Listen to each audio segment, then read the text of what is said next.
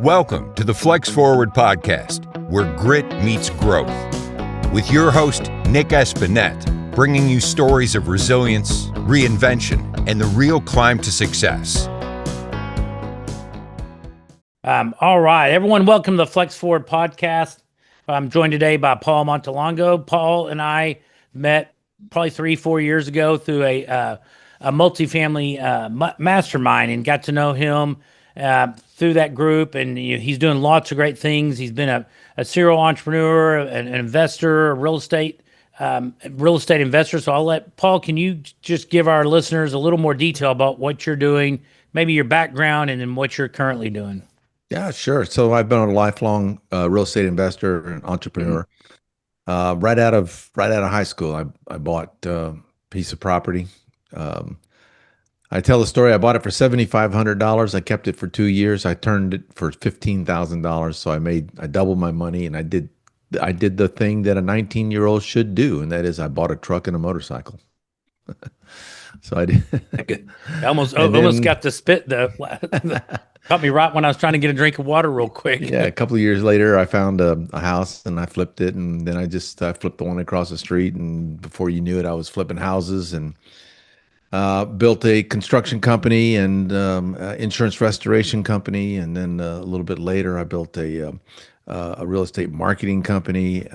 So I was on the traveling professional speaking circuit for 10 years. But over the last 13 years, I've been buying multi-unit properties, apartments, marinas, storage, student housing, anything with multiple streams of revenue and the ability to improve that property and increase the value in it. We call it the value add strategy, forced appreciation. And so this fit real nicely into my background because I have a construction background and I had a real estate background. I understood how to fix properties up. And so when I came across this strategy of buying apartments and forcing the appreciation on them to raise the value, then yeah, it made a lot of sense to me. So since 2012, I've purchased, sold, owned, transacted on close to 2,000 units. Nice. Yeah. And so that's what we do, right Awesome. now. Yeah. Right now, at this moment, like in August 2025, we've diversified a bit. And so our diversification is now going into data centers. And so this is really interesting to me because in the pandemic, you might have felt the way I felt, and that was, okay, there's this mass evacuation from office buildings and industrial warehouses and places of business. Everyone was sent home to work from home, and not everyone returned, and so that left all of this real estate unused. And I just kept asking myself the question, like, what's going to happen to all that unused? How can you repurpose it? Yeah, exactly. And so about 8-10 months ago, I came across a strategy of repurposing it for data centers. Now, I don't have to give a speech on the advent of AI and the increase in technology and what that's done to our society. I can just tell you that there continues to be an extremely large demand for data storage.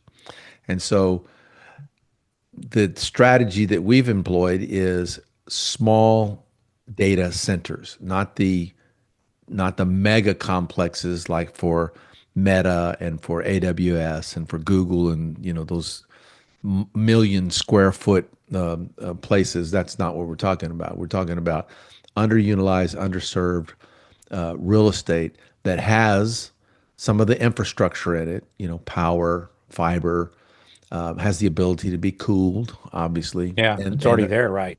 Already there. And then, of course, then the cybersecurity is installed, the equipment's installed. And so that is what we're into right now. As of August 2025, we anticipate that that'll be a really nice addition I to think our that it's portfolio. blowing up. And I think that's a great repurposing because I know there was a lot of buzz about maybe putting multifamily into the office, but the challenge is you don't have enough windows. I mean, you really can only build on the outer side because everybody you want a window in every room, so maybe your bathroom or closet. So that was a challenge with converting office into residential is you didn't have most office buildings you couldn't get enough window to room ratio. I don't know if that's the official term, but you don't need windows with what you're doing. That's right. And the other thing too is retrofitting an office or a building of some sort with plumbing Yeah, all the and toilets and, and and sinks. water and independent air conditioning systems Oh yeah, and all single, independently metered and that sort of the CapEx cost was just prohibitive, right? Yeah, So you exactly. That's what So we're going through the yeah, discussions like it won't work, but I think that's the data centers are a right. great solution, and they're close. We've got properties in Abilene, Texas, and they're building a massive data center. They're actually starting another one, a smaller one that I think is going to be a 1,200 acres that they're putting this. So that's Yeah. I don't know if that's all going to be under the roof, but that's what they're using. That's the smaller one they're building out there.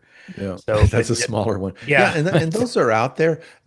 And listen, there's a place for those, and there are tenants for those, and the tenants are on a waiting list. The challenge that we don't want to face is the timeline to get permitting, to get engineering, uh, to get electrical, to get fiber to the site for one of those big mega yeah, and you've complexes. already got it 95% of that in your building or in a Precisely, existing building, if not precisely, 100%. Already there, maybe precisely. retrofit it, but it's not like I mean, I assume they're just towers of like computer towers that They're are just laid out in racks, racks racks. in the Like open space. a bunch of pizza boxes stored one on top of the Yeah, other. You know, that's awesome. yeah. So, I mean, you guys, well, you know what? I don't want to answer the question for you. So, you've been successful in multiple industries or entrepreneurial adventures. There's a lot of competition doing some of these things. What have you been able to do that sets you apart, that's helps you succeed in some of these areas that some people may not even try or they try and give up? And you've had the persistence or resilience to succeed. What do you think has set you apart?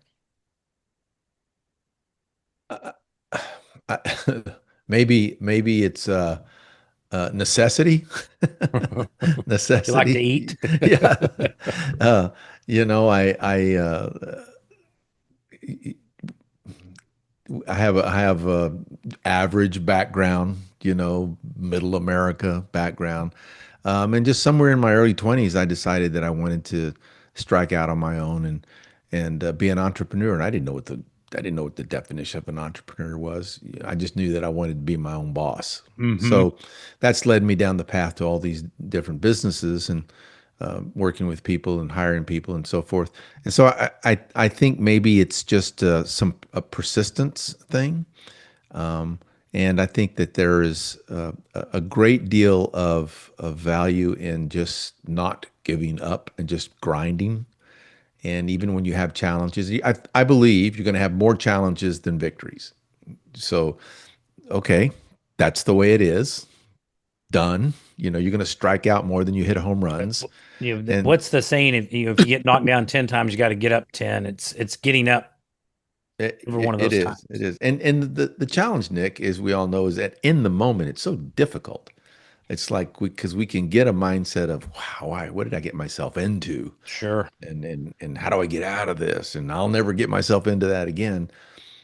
And then, but the true entrepreneurial spirit says, "Oh, there's an opportunity over there. Let me go evaluate that. Let me go inspect that. See if that is going to do something that for me and my family and my legacy and my wealth status, right? So, but at the end of the day, it's just grit. I mean, I don't think it's anything special. I do think that it is a learned behavior. If you fall down and you determine that you're going to get up and you keep doing that enough, then it gets wired into your nervous system. Sure. Okay, I'm a person that gets up, and so everybody has that opportunity, I think. For sure. No, well said. And I think that's important. And I don't know if it's the chicken or the egg with an Yeah. entrepreneur, which one comes first, but you have to because maybe once in a million tries, somebody's successful on every single thing, but I don't think that ever happens. It's being able to take those failures, get up, dust yourself off. There's all kinds of examples like Thomas Edison failed 10,000 times at the filament in the light bulb, and Michael Jordan missed ever how many free throws, but we remember for all the ones he made. But it's getting up and keeping trying and training. So, is there anything that that comes easy for you that others might find challenging? And maybe it is just that resilience of getting up. That's a great question. I've never been asked a question from that angle. Anything that I think I find easier than maybe others don't. Well, I think I'm fairly skilled at putting together a team and a plan. So I think I'm fairly skilled at having the vision, the long range vision of where this thing could end up going and where it could be, and then putting the parts together to get it there.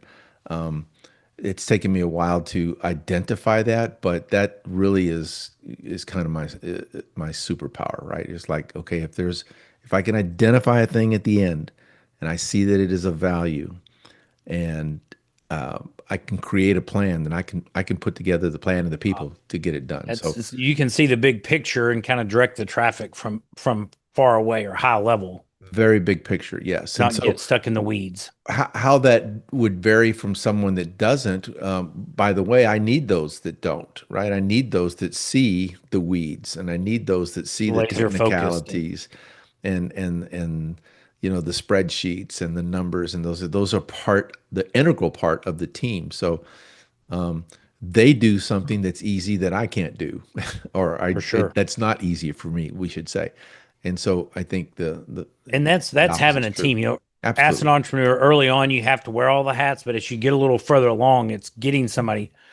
I wouldn't do my own taxes, but we've got a great CPA, we've got a great property management team on our teams. I don't know how to evict somebody, but it happens when we need it done. We have a team that takes care of it. No. So those are great things. So if someone's listening to us on the podcast and they're wanting to get better at some walk of life, be it fitness, health, or as an entrepreneur, what's something you would recommend they do? Maybe a podcast, a book, just something you've done that would help them out. Immerse yourself. Whatever it is, whatever your chosen path is, immerse yourself. If you're going to decide to change your life and get fit, immerse yourself in it. If you're going to decide that you're going to pursue a particular business, immerse yourself in it too. Immersion is the remedy for a lot of mistakes, and it just that is my best advice to anybody. Just immerse yourself in, and don't pay any attention to the naysayers, because somebody's always going to tell you it can't be done, and that's only because they're not willing to go try. So I was listening to a podcast where a guy named Sean Ryan, you might know that podcast, and he's interviewing this man that is building supersonic airplanes to fly, in what do they call it, the sonic boom, like they're 1.7 Mach, okay? Wow. And he's going to do it commercially. And he's got all the permits and everything. Regulation was approved here recently. So that was pretty inspiring because, he's asking himself to do a very large thing, and he had no aeronautical training to speak of, no aeronautical engineering training, and so his comment was that he immersed himself. He didn't use the word immersion, but he poured himself into learning everything that he could and talking to everyone that he could about the subject so that he became a subject matter expert. So I would recommend that. That's awesome. What I thought about when you said immersion, surround yourself with people that are doing it, because then it's contagious and you're going to learn from them, or you'll get with somebody that's smart, a book or even a podcast, or somebody that's doing it, and because they're going to lift you up too. I mean, you may always be with a group that's going to lift you up. That you don't want to be like in a bucket full of crabs where, as soon as you're climbing out of the edge, one of the crabs grabs your leg and pulls you back down. So, good stuff. I love that immersion to learn. We don't want no crabs in our life, huh? Yeah, no, we don't need fewer unless they're on your plate for dinner. That's about, yeah. So, what is, in your journey, what's one of your biggest challenges you've had to overcome? the shiny penny syndrome. Shiny Every object. Yeah. yeah, everything looks good. Everything looks like like I could do it, and I don't know whether I could or not, but it just looks like I could, right? So, and so I really have to be discreet to select, what projects, even in real estate. Okay, so real estate is a very broad subject, Hmm. right? And so you and I, we have a specialty, multifamily. Well, even within that multifamily specialty, there are subspecialties. Okay, Yeah. so everything can look really good and rosy and opportunistic and everything. So my biggest challenge has always been to really laser focus on one or two things that I could get really good at and be successful at, and avoid the noise otherwise. Good. Yeah. Good stuff. So it sounds like things are going well. And Paul asks, we're doing this, as people become more and more successful, they start thinking of passive income in either to replace their current income or supplement it. What are your thoughts on passive income, either for yourself or for one of the listeners? Well, Pat, let me get my microphone here. Oh, you're having a little technical. I am. We'll get it edit. They'll edit that. No, that's not gonna work. Okay, you can hear me. So yeah, my recommendation is get passive income. I mean, to take care of the basics of your life, so that you don't have to worry about the basics of your life. Your mortgage, your food, your clothing, your travel, the family thing. The whatever it is that you consider the basics of your life, and so that your passive income covers that. That's handled. It's checked off the list. And now you can go out and you're free to invest and create and expand and do things that are cool, for yourself, for your family, and for the Yeah. community. Right. Awesome stuff. All right, Paul, as we're wrapping up the interview, what are any exciting plans and initiatives that you have in the works for the next six to 12 months? I think it sounds like you're converting these office to data center, but y'all have maybe some travel plans or anything else exciting going on? Well, we just got back from Maui for 2 weeks, and then we Oh, went to nice. then we went to Florida for a week. So we just like 2 days ago, 3 days ago, returned from a 3 week vacation. So Oh, I think we're going to hang on yeah. at least until Christmas. But um, uh, we're gonna continue to focus on these data centers. I see it as a huge opportunity, especially with the underlying real estate play. Yeah. We are closing on a 187 unit portfolio in Auburn, Alabama, that is student housing. And Okay. so the SEC has become a really nice place to buy student housing. That conference is really blowing up, and so we'll be looking for more of those. I like the student housing play, but those are our two main real estate business focuses. Letitia and we've launched a podcast. It's called the High Velocity Couples Podcast, and so we interview couples, and then we do couple retreats. Right, so Okay. we'll have a couple retreat in Q1 of 2026. Our last one was in Costa Rica, so we'll have another one coming up in 2026. And basically, our couple work, our work with couples, is how to help couples work together to grow a business, to grow a legacy, and stay connected. We've been fortunate in that we came together and we built a pretty good portfolio, pretty good business.